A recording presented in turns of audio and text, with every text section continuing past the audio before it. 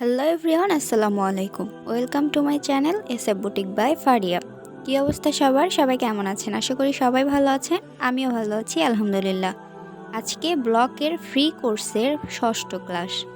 আজকে আপনাদের সাথে একটা গুরুত্বপূর্ণ টিপস শেয়ার করব। সেটা হচ্ছে ব্লকের কাজ শেষে কম্বলের রং থেকে গেলে তা কিভাবে সংরক্ষণ করবেন। So let's get start our today's video.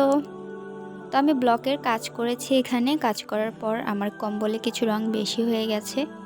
তো আমি এখানে একটি স্টিলের চামচ নিয়েছি, দেখতে পাচ্ছেন। আপনারাও স্টিলের চামচে নেবেন, এছাড়াও মেলামাইনের চামচও নিতে পারেন, সমস্যা নেই।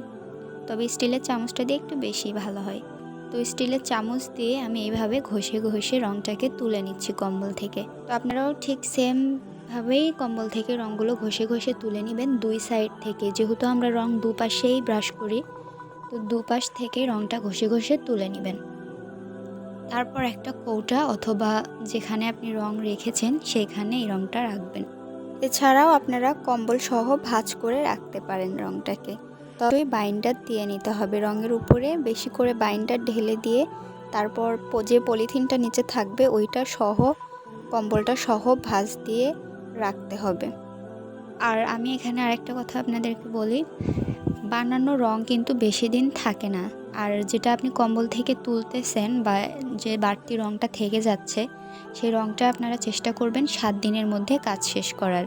না হলে রংটা যদি বেশি দিন থাকে তাহলে কিন্তু রংটা নষ্ট হয়ে যেতে পারে, উপরে ফাঙ্গাস বা গন্ধ বের হতে যেতে পারে। তাই আপনারা সবসময় চেষ্টা করবেন 7 দিনের ভিতরেই কাজটা শেষ করার, রংটাকে শেষ করার। আমি সেম পদ্ধতিতে দুই পাশ থেকে রংটাকে তুলে নিয়ে কম্বলটাকে ধুয়ে রাখবো ভালো করে। তো আজকের ভিডিওটা এই পর্যন্তই ছিল। ভিডিও সম্পর্কে কোনো মতামত থাকলে অবশ্যই কমেন্ট করে জানাবেন। ভিডিওটি ভালো লাগলে লাইক করে দিবেন, অবশ্যই শেয়ার করে দিবেন। আর পরবর্তী ক্লাসগুলো পেতে চ্যানেলটাকে অবশ্যই সাবস্ক্রাইব করে রাখবেন।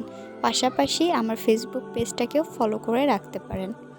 যে কোনো পরামর্শের জন্য ফেসবুক পেজে মেসেজ দিলেই হয়ে যাবে। তো আজকের ভিডিওটা এ পর্যন্তই, দেখা হবে নেক্সট ভিডিওতে। Till then take care, bye by.